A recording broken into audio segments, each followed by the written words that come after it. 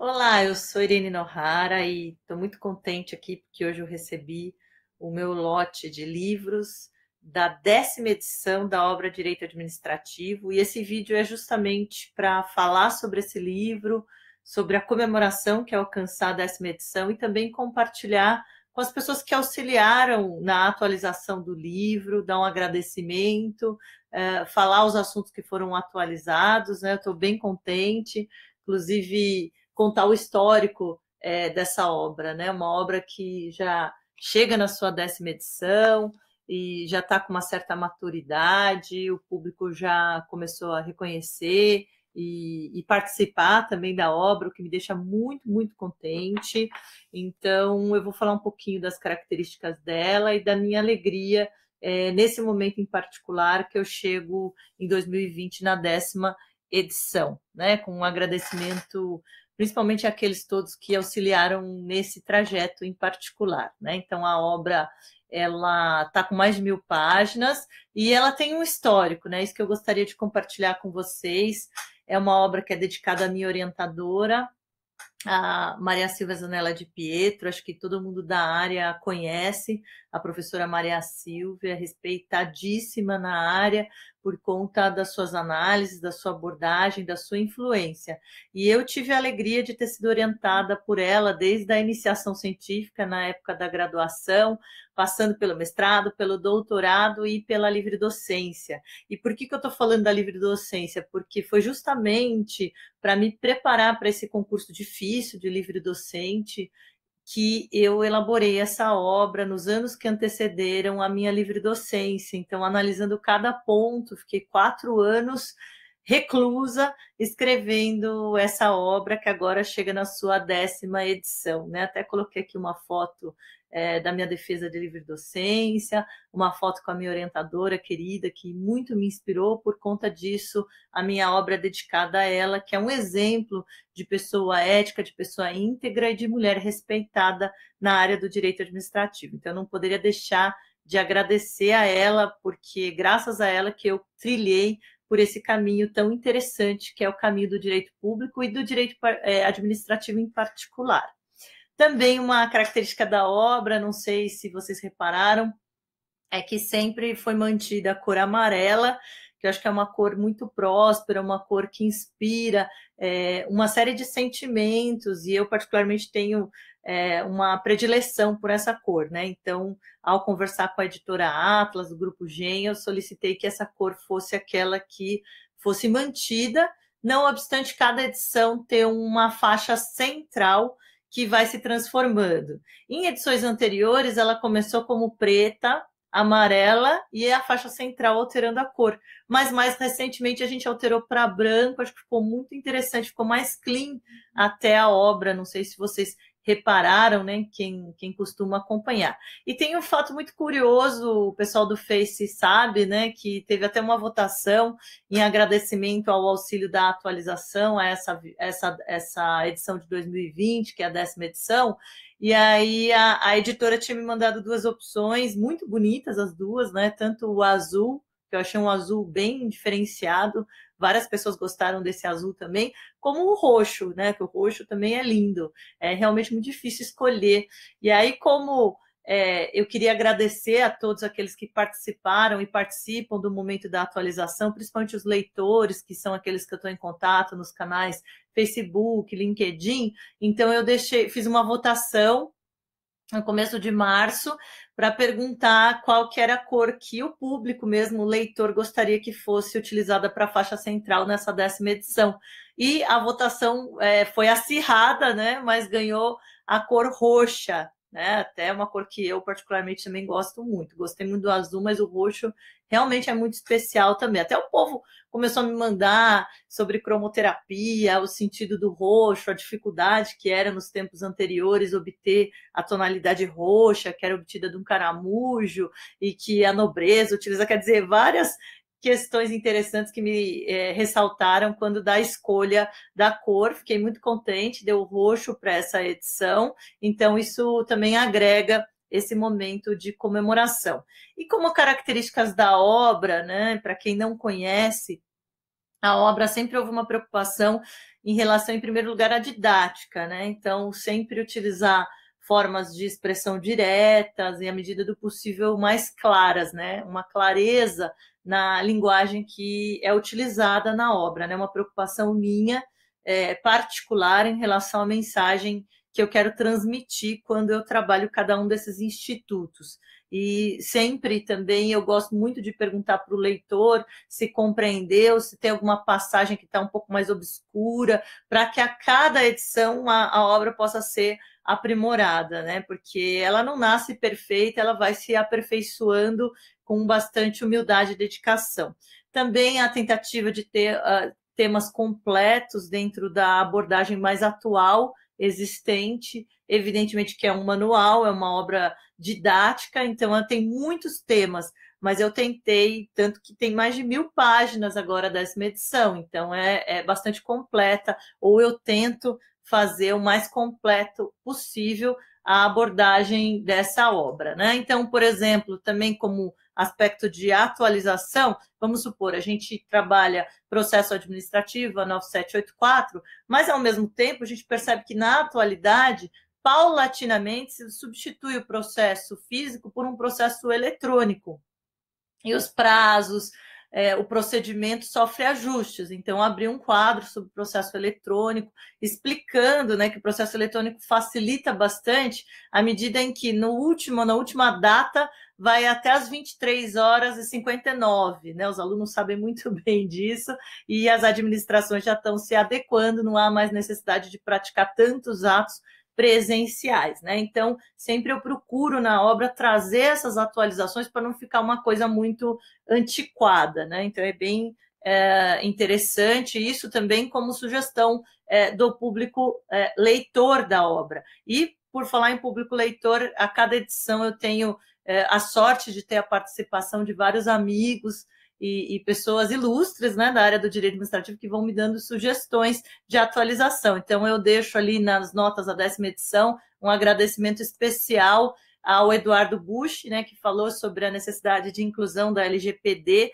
no âmbito da administração. Então, não só para ela tratar os seus dados, mas para a autoridade responsável por fiscalizar também ganhar essa atribuição, né? A gente sabe que a LGPD entra em vigor, está uma vacatio legis estendida, mas é muito provável que ela vá influenciar e já tem também um quadro próprio com esse conteúdo. Isso graças à sugestão do Eduardo Busch. O André Nakamura, que acho que muitos conhecem, né? Ele é autor, é doutor, é procurador do Estado e tem também um curso que ele fala sobre desapropriação, me sugeriu a inclusão dos temas arbitragem e mediação na desapropriação. Então, obrigada, André, você sempre dá sugestões maravilhosas e tem um doutorado, uma tese espetacular sobre transportes.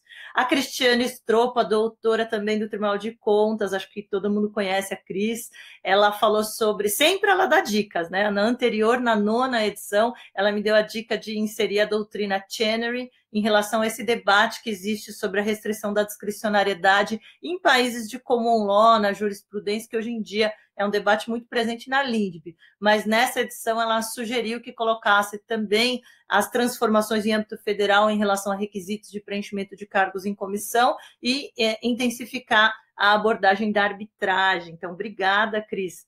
É sempre, assim, para mim é sempre um prazer receber suas dicas, e são dicas realmente bastante antenadas, até pela sua atribuição e dedicação ao direito administrativo.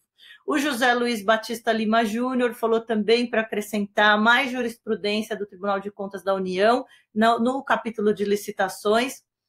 A gente sabe que licitações está sujeita a alteração recente por conta do projeto que ainda tramita, mas eu inseri também, né? Porque vai ter também uma vacácio, mesmo se vier um novo projeto, vai ter uma vacácio, se nada for alterada, de 2 anos, que vai ser possível a aplicação da 8666 e das leis que posteriormente serão revogadas em função da nova disciplina, se for aprovada. Então, eu fiz também esse acréscimo e quero agradecer. Aqui coloquei até a foto das redes dos colegas, dos administrativistas, que tanto ajudam a atualizar essa obra. O César Augusto Mazzoni também me chamou a atenção, para inserir a questão do pregão eletrônico, sim, as alterações que houve recentemente pelo decreto, a súmula 633 no âmbito do processo administrativo, a lei das agências reguladoras, que traz a questão da disciplina de gestão e, sobretudo, do âmbito da análise de impacto regulatório, que eu vou falar também o que eu inseri, o decreto da LINDB, que veio também em 2019. Então, foi tudo inserido, foi muito bem lembrado também que esses pontos realmente têm que estar presentes nessa 10ª edição.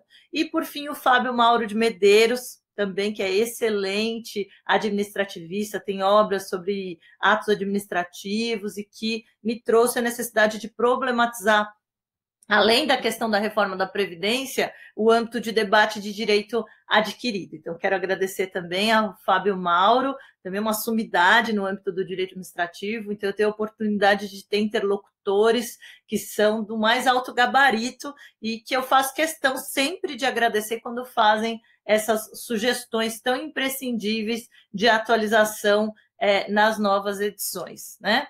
Então, aqui eu coloquei até o quadro, né, de análise de impacto regulatório, também é um tema que eu analiso, porque é uma novidade, tanto do ponto de vista legislativo, as agências já usavam análise de impacto regulatório, mas em termos jurídicos é uma novidade, tanto na Lei 13.848, que regula a governança das agências reguladoras, quanto também a própria Lei de Liberdade Econômica prevê não apenas para agências reguladoras, mas para demais entes da administração indireta análise de impacto regulatório. Então, é um instrumento realmente que vai se incorporar no âmbito não só da gestão, mas também do direito, enquanto mecanismo que prevê uma melhor qualidade da decisão dos dirigentes por conta desses estudos, desses processos sistemáticos em que se busca identificar um problema regulatório, os possíveis impactos de alternativas, a finalidade para tomada de decisão, e isso submetido obrigatoriamente no âmbito das agências reguladoras à consulta pública, então alterações bem recentes. Outra característica da obra aqui que eu não quero deixar de ressaltar é a presença de quadros e presença também de imagens, né? Às vezes as pessoas têm preconceito com obras que são esquematizadas ou que trazem imagens, porque acham que realmente o texto é que agrega mais. Mas aqui eu quero fazer só um adendo que, não obstante a presença de quadros e imagens na obra, eu sempre procuro qualificar o debate daquilo que eu estou expondo. Mas, às vezes, uma imagem sintetiza tudo, né? Quando a gente fala, por exemplo, da faixa de fronteira, às vezes a pessoa só vendo o texto não consegue imaginar qual que é a extensão da faixa de fronteira. E uma imagem auxilia, quer dizer, vem o texto e a imagem também. Como aqui eu trouxe aqui uma imagem que eu tenho aqui de uma ilustradora que eu contratei para fazer essas imagens, que é uma imagem da plataforma continental, porque quando se fala que ela pode se estender até 350 milhas, para além das 200 milhas, quando houver cristas submarinas, às vezes com uma imagem fica muito mais fácil de compreender o texto, né? Sem prejuízo também da necessidade de ter a densidade do próprio texto, né? Então, eu particularmente não sou aquela pessoa que tem preconceito em relação a esquemas, quadros, desde que, evidentemente, seja bem fundamentado o texto, que é o que eu procuro fazer na minha obra. Outro ponto que foi acrescentado, evidentemente, que é da mais importante atualidade, é a questão dos impactos da LINDB, seus objetivos, suas suficiências e insuficiências. Então, eu coloquei no último item do controle, na página 1032 dessa 10ª edição, o último item falando sobre a administração do medo, o apagão das canetas e os novos contornos do controle, agora com as alterações da Lei de Introdução às Normas do Direito Brasileiro, com base na Lei 13.655. Então, é bem para atualizar mesmo esse debate. Até me inspirei na obra que eu escrevi com o Fabrício Mota sobre a LINDB nas leis comentadas. E aí, aqui uma síntese dos principais vocabulários que são empregados nesse debate tão relevante em relação à questão de self-restraint e evitar os excessos de controle para que a gestão efetivamente tenha maior liberdade na sua discricionariedade administrativa quando ela existir, né? Um tema bem interessante, polêmico. Falando em temas polêmicos, também a obra tem, no final, um sumário de quadros de temas polêmicos. Aqui eu coloquei alguns só para você saber mais ou menos aquilo que é o quadro, porque a ideia é não ficar problematizando tanto ao longo do tema, mas separar quando o tema for muito polêmico, para não perder a objetividade e a didática do texto. Então, em alguns itens da obra, tem quadros de temas polêmicos. Por exemplo, quando se fala de essencialismo versus formalismo nos serviços públicos,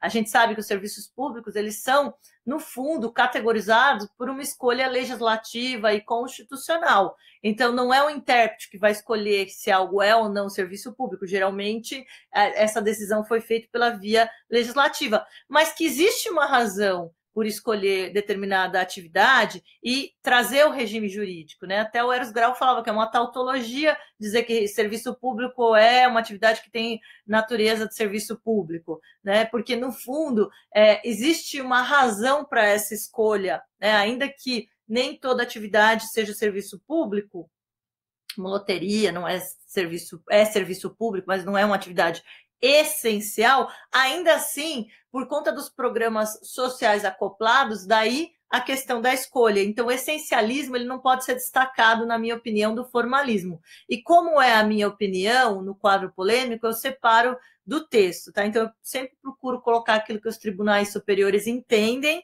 na aplicação da jurisprudência e separar a parte realmente que é a minha opinião em relação a essa questão, depois de sopesar várias abordagens doutrinárias. Nós temos, por exemplo, a natureza jurídica da OAB, um tema bem polêmico, né? Porque o Supremo tem uma decisão no sentido de dizer que a OAB não é uma autarquia corporativa como as demais entidades de classe, e aí hoje em dia a gente tem até decisões do TCU que determinavam a prestação de contas da OAB e prazo de adequação e o uso dessa decisão no âmbito do Supremo como um bloqueio em relação a essa tentativa do TCU de fixar alguns controles em relação ao emprego das verbas por parte da OAB, né? Então, esse tema eu deixei também à parte como um quadro de tema polêmico, contribuição dos inativos também, né? Se seria um bis in idem, até hoje, né? O Supremo determinou que seria constitucional pelo princípio da solidariedade,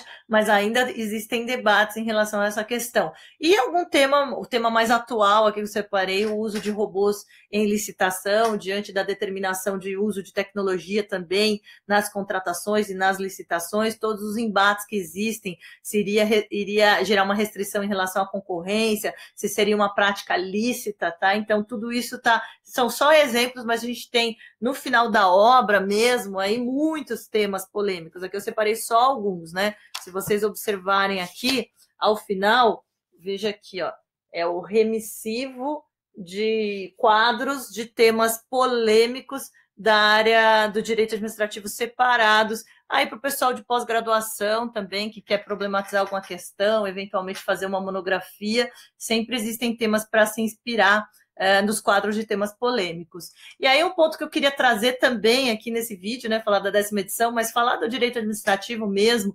independentemente de abordagem ser minha ou de outro profissional, é muito importante o direito administrativo. Às vezes tem gente que não gosta da disciplina, mas aqui eu quero trazer só alguns pontos para você refletir, você que não gosta da disciplina, que, assim, além dela abordar a questão do cotidiano da gestão pública, das compras, das licitações, dos contratos, ela também analisa a questão da restrição da propriedade, da liberdade, das atividades econômicas, porque o Estado está subjacente em relação à vida social. Então, o direito administrativo dá esse calibramento em relação ao uso do direito público. Aí analisa a questão da desapropriação, do tombamento, quer dizer, todo mundo está sujeito a sofrer essas restrições por parte do Estado. Até, por exemplo, a gente tem também o chamado direito administrativo raiz, né, RUTS, que seria a requisição em tempos de Covid. Aí, requisição é um assunto bem polêmico e debatido, mas importante em relação aos leitos, né? E isso está em debate na justiça também.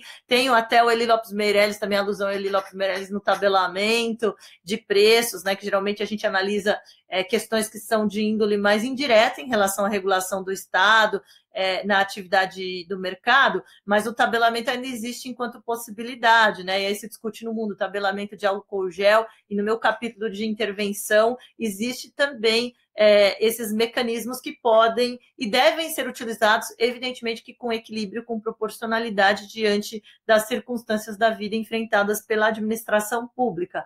Tem também o direito administrativo mais Nutella, como se diz, né? Análise de impacto regulatório, as agências, esses aspectos que são novos e são extremamente relevantes, para entender a questão política, quando o ministro vai ser exonerado, existe desvio de finalidade ou não em relação a essas ações, é no direito administrativo que você estuda isso. Então, não dá para discutir política hoje em dia sem conhecimento de direito administrativo. Não dá para entender de serviços públicos, de saúde pública, sem entender de direito administrativo. Daí que é importante. E, para finalizar, eu quero só dizer que essa obra foi feita e continua sendo feita com muita dedicação. Então, aqui o público, que ela é voltada geralmente para consulta também, no dia a dia, no cotidiano, no trabalho, daí a minha preocupação em relação a trazer decisões dos tribunais superiores, Tribunal de Contas mais atualizadas, então ela pode ser consultada tanto por juízes que aplicam direito administrativo, como promotores, procuradores de Estado, procurador da Fazenda, AGU, né? Então, certamente vai ter uma ferramenta relevante, atualizada para ser utilizada. Servidores públicos que fazem a gestão têm que saber do seu regime jurídico, e também professores de direito administrativo, estudantes, seja da graduação, seja da pós-graduação, lato sensu na área de administrativo e até em outras áreas também que dialogam com o âmbito do direito administrativo. Então, aqui para finalizar, olha só, gente, é corujice falar tudo isso sobre a obra? É um pouquinho, né? Mas é quando a gente se dedica a algo com tanto carinho e vê crescer, ver ganhar corpo, ver ganhar asas, né? Ver ganhar um público seleto, né? Que é isso que a gente se importa no fundo, ser acompanhado e, de certa forma, dialogar com as pessoas que se dedicam também ao direito administrativo. Isso dá realmente muita felicidade. Então, eu não poderia fazer um vídeo rápido para falar dessa obra. Eu estou muito, muito contente. Gostei da votação de vocês, achei que ficou linda a capa roxa. Estou muito feliz que ele também ganhou um corpo significativo de temas, e continuo sempre com compromisso de dialogar e de buscar sempre atualizar e aprimorar essa obra. Para mim, ela é mais do que uma obra, é a obra da minha vida, né? Que eu venho há muitos anos me dedicando, e eu demoro muito tempo, realmente, por isso que ela está saindo um pouco mais tarde, para justamente acolher a todas essas importantes sugestões que são dadas pelo seu público leitor. Então, eu agradeço muito aqueles que apoiam o meu trabalho, que acompanham, que estabelecem esse diálogo, e quero agradecê-los e comemorar também, junto de vocês, a 10ª edição. Então, um grande abraço, espero que vocês conheçam, ela é possível adquirir, também existe nas plataformas digitais minha biblioteca, ela é muito, muito acessada, mas é que ela está bonita de manusear mesmo, né, gente? Então, assim, é corujice, mas ela realmente está numa maturidade bem pronunciada, e ela foi feita assim nos mínimos detalhes para chegar a um resultado bom, mas eu sempre estou à disposição para aprimoramentos. Então, forte abraço, muito obrigada a todos aqueles que acompanham essa obra, e estou muito contente com o feedback de vocês. Um grande abraço.